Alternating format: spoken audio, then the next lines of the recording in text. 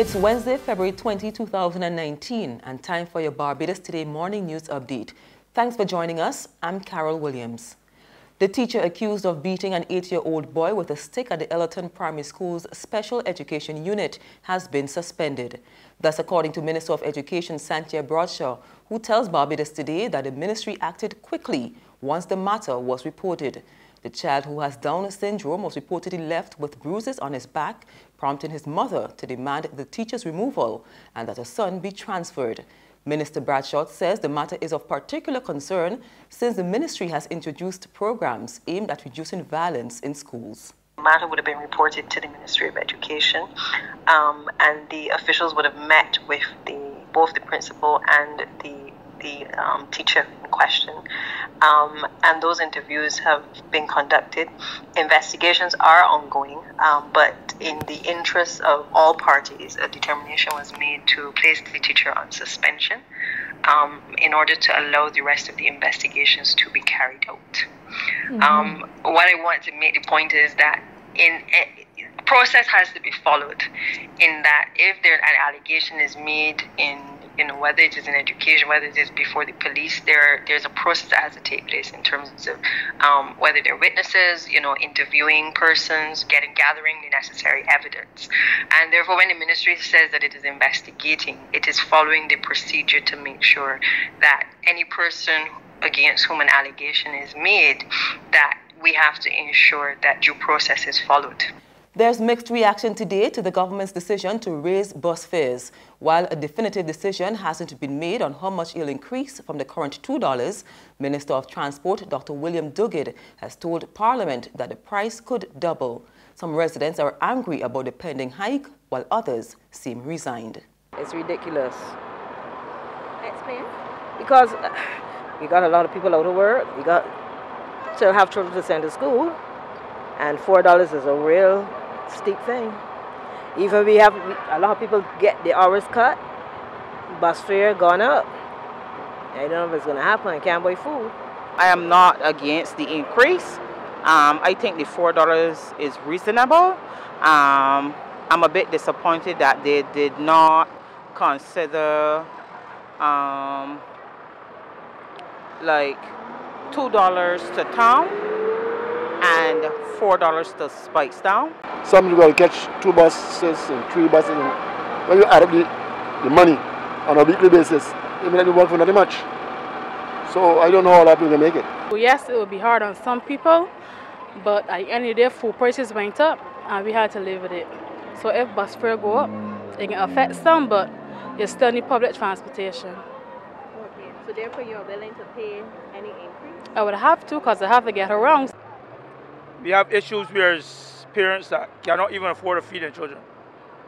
Then to go to pay extra bus fare to get them to school, because children may not be paying bus fare, but the parent of itself have to pay a bus fare to get the children to school and back from school. But the IMF is pressuring them into this $4 thing. So right now, Barbados' hands is in the lion's mouth, and we are going to get bite. A decision is expected in about 2 weeks' time on the supplier of electric buses to the Transport Board. Board Chairman Gregory Nichols informed Parliament during the estimates debate that they've narrowed down the bids to just 2, and a recommendation will soon be sent to Cabinet. The plan is to acquire 120 electric buses.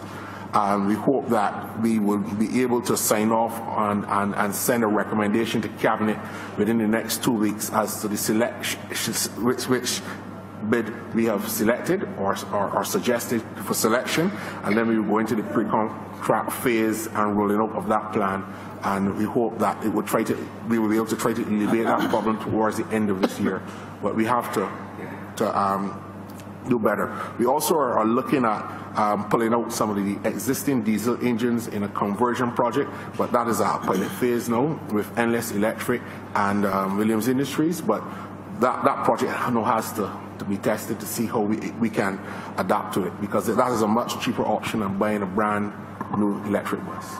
Staying with Parliament, a report aimed at improving efficiency at the Bridgetown port should be in by June. Chairman of the Barbados Port Inc., Lisa Cummins, informed Parliament last evening that a number of steps are being taken. We have actually commenced this week the process of looking at, well, internally we started our process flows. So we started to look at our key performance indicators. How quickly were we discharging cargo from ships? How quickly were passengers moving from cruise vessels and then through the process being processed onto and off of ships? And now we've started a process this very week of looking first at Shed 4, where we deal with a certain type of cargo there to ensure that we move in line with international best practice standards. So we can expect that within the next 3 to 4 months, the port will be in possession of an overall implementation plan on how to improve port efficiency. There's regional and international news after this short break.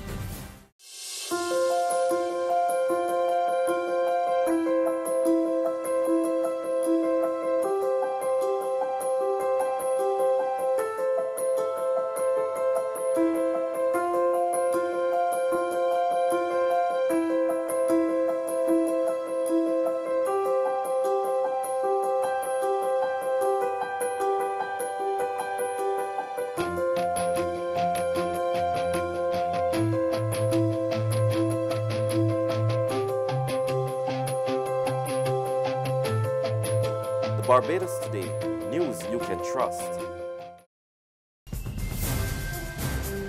Over now to Grenada, where residents have been put on notice of water restrictions from next month. More in this GBN report. As of March, a water restriction will be put in place by NOASA, which would affect personal engagements such as watering one's lawn, car washes, recreational uses such as filling swimming pools and hosing down pavements.